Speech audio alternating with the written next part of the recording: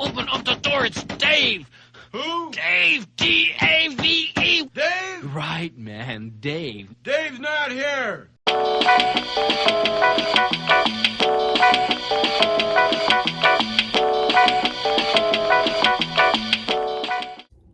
A few days ago, I saw an article about someone who had purchased a Hummer EV. They brought it home, put it in their garage, and plugged it into a standard 120-volt outlet. And they were surprised when the dashboard said it would take literally days to charge the car up. That's an interesting thing to have happen, and not something you'd like to have happen to you. Then recently, I also had a conversation with someone I work with who had just recently purchased a Tesla, and she was wondering how to charge her car in the short term while she was waiting for a Tesla wall outlet to be connected. And I wound up giving her a sort of electric lesson along the way. And I thought I'd do that for you here today. I don't want to get too detailed and talk too much about electricity and bore you to death, but I wanted to spend a couple of minutes and talk about what electric charging is and how it works.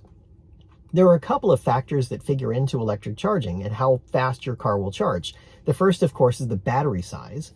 The second is the voltage that the car can take that you're getting from the outlet. And the third is the amperage. That's the current flow through the outlet that you're using. So let's talk about the three of those, how they come together, and kind of how this all works so you have a better understanding of what you should do to charge your car. So let's go through that for a few minutes. I said I was going to give you a very brief electric lesson, and here goes. You get power that comes in from the power distribution company into your house. It goes into a circuit breaker and gets distributed around the house to each one of the sockets and light switches and everything else you've got there. What you get is 240 volts coming in through the piping you see there. It goes through a 200 amp fuse to head into your house. There's a mathematical formula that allows for the electricity to be managed between the voltage and the amperage as it goes into the circuit breaker. So if we look at a diagram of a circuit breaker, it's basically like this. It's just a bunch of circuits that are set up around the house to distribute power. In mine, it looks something like this. I have different zones and different things that are controlled through here, each one with its own amperage that controls that circuit. It's called an ampere because of André-Marie Ampère, who was the father of electromagnetism and figured out how current actually flows. So it's actually how we measure the current flow through a pipe. Next up, we talk about volts, which is named after Alessandro Volta, who figured out the potential energy between two plates, and it's therefore called the volt when you think about the electric power. When we think about voltage, we think about our standard 120-volt outlets around the house. Now, the last topic you need to know is ohms, and ohms is the measure of resistance. The wires, the air, all of these things cause some resistance, which cause something to slow down in the line. Now, there are a number of mathematical equations you can use to figure out how these things relate to each other. And that's why I say you can take 240 volts and 200 amps and distribute it throughout the house. If you really look at all of these things, you understand kind of how they connect together. As I said, it's just a simple mathematical equation. And now we move on to what watts are. Watt is a unit of energy, basically. It's the rate at which electrical work is done when 1 ampere of current flows through 1 volt. It's pretty simple. So a kilowatt or kilowatt hour is actually what happens to 1,000 watts over the course of 1 hour. And that's what we use as our standard when we're talking about electric vehicles. Now, there's a measurement they use that's kind of simple that makes it easier to understand how fast these different levels of charging go, and that's the number of miles per hour that are added through charging.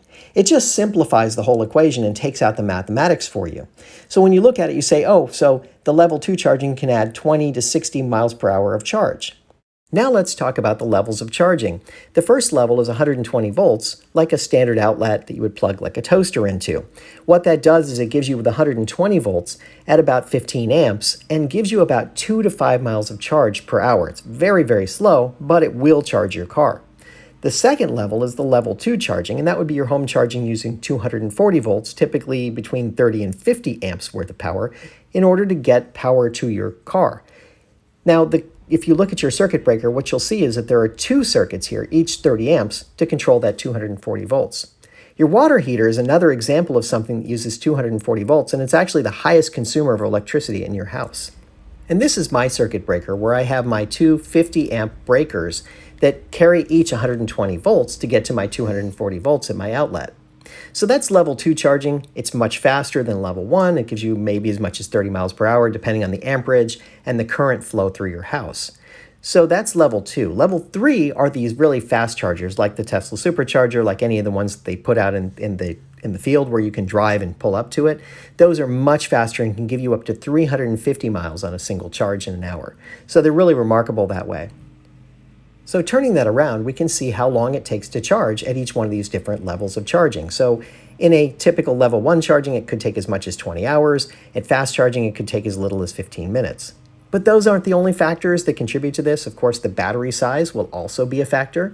How big your battery is, whether it's 60 kilowatt hour, 75, 90, will make a difference in how fast the car can charge. And of course, the charging rate is always slower as you get to the top of the curve. To get to 100% slows down considerably, so this is a factor in how long it takes to charge and how much you charge your car. For EV owners, the question is always, what do you put in your house in order to allow you to charge? For Tesla owners, the choice is the mobile connector that used to come standard but doesn't anymore, or the wall connector. There is a price difference in them, so let's take a look at both of them and decide what we like. So in the mobile connector, you have something that plugs into a NEMA 1450 outlet. A lot of people already have that in their house for various reasons, so it may be a desirable thing that you can use. How fast does it charge? Using that charge statistic of miles per hour, it's 30 miles per hour of range that you get. Typically, it can go up a little higher in some cases.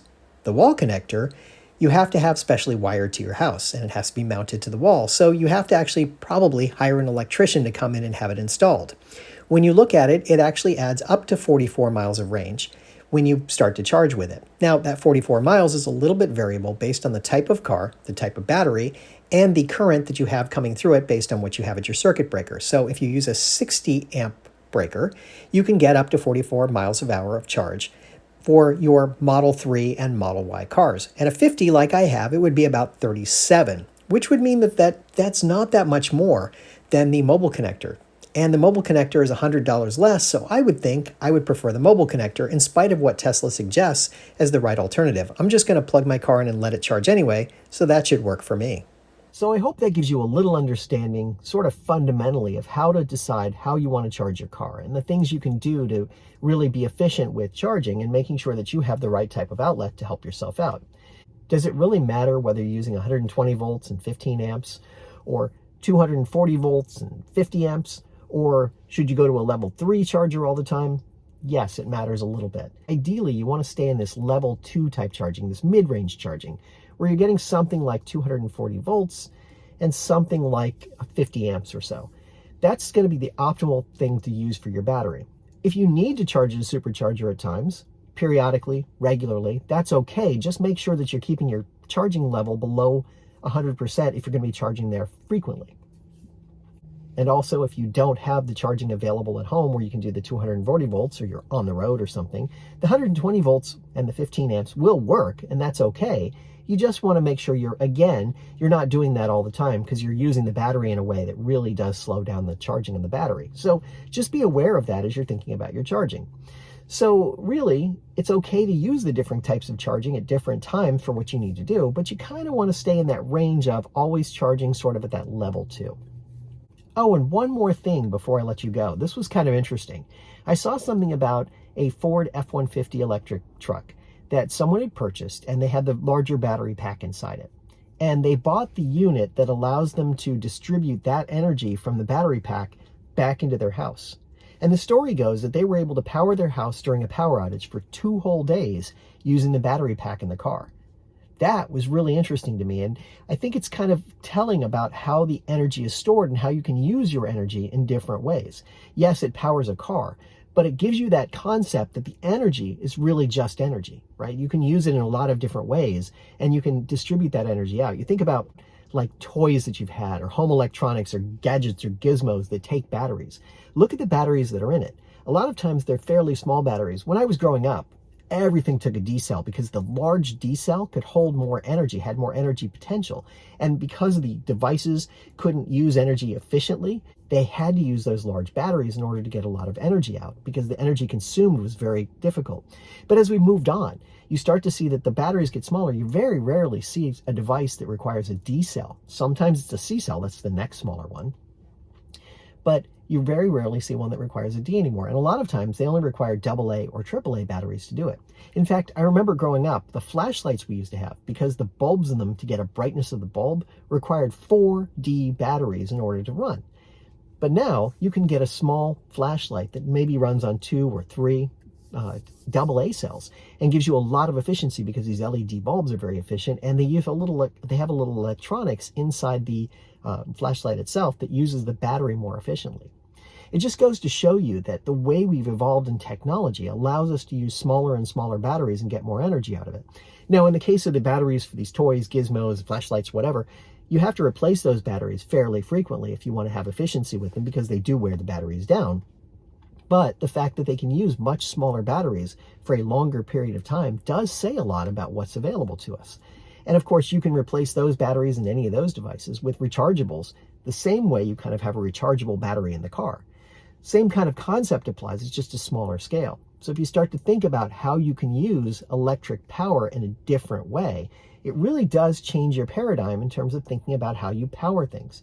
Yeah, right now we're all powered up to a grid, right? We're all part of this electric grid, and you plug your house in and to the grid, and that way you can plug things into your house and be able to use devices around the house, whether it's charging your car, whether it's using your washer, your dryer, your refrigerator, whatever things. But that energy that comes into your house has to be generated in some way. So if you think about how that energy gets generated and all the things that have to happen to it, you realize that it doesn't have to be that way. So the idea of a solar panel on your roof and a battery that would allow for some backup when the sun is not out really does sound appealing to a large degree, because you're changing the paradigm on how you think about storage of energy, battery usage, and so forth. And I hope you've enjoyed the show today. Thanks again for watching. What's your point, David?